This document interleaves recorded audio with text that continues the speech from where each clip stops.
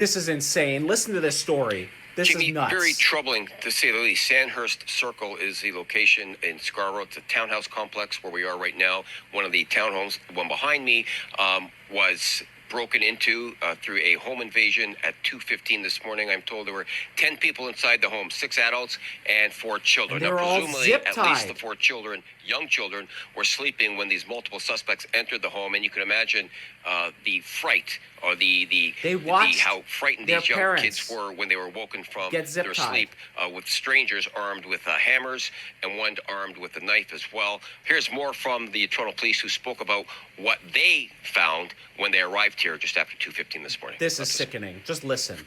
When officers arrived on scene, they did locate the occupants of the residence with their hands zip tied, and they were able to free those occupants. We can imagine how traumatizing this is for the people who were involved. One occupant was transported to hospital with serious but non-life-threatening injuries after he sustained an injury from the hammer. Another occupant did go to a hospital with non-life-threatening injuries. The job is difficult enough for the police for sure, but even more difficult when you have to sit with children and have them recall what they it makes my experienced just skin hours crawl. before. Very disturbing for the police, very disturbing for this community as well, as many of them have come out here to say today, shaking their heads just at the disbelief as to what went on well within the community that everybody lives in. I don't know how anyone in this government right now can just sit back and continue to watch this. I can't imagine. It makes my skin crawl thinking about the children watching their family be zip tied and beat in the middle of the night, and they're awoken. These children are scarred for life. This family's scarred for life. This community is never going to forget this. Like, it is absolutely sick that we do not have harsh consequences for this. That's why I'm calling for these type of heinous crimes. And please, somebody tell me if I'm wrong. Please tell me if I'm wrong. It doesn't matter if you're liberal, if you're conservative.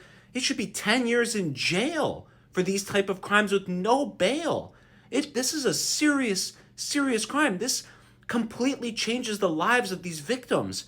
We cannot allow this to continue to happen. And it doesn't matter. We need to reform our Youth Justice Act. If you can do this type of crime, you should do the time no matter your age.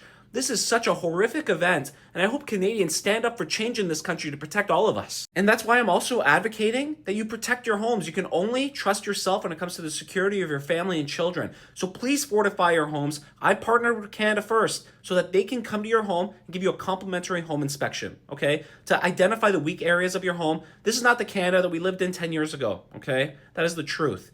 We are living in a new Canada, unfortunately, where you cannot rely on the police or the government to protect you. You have to protect yourself.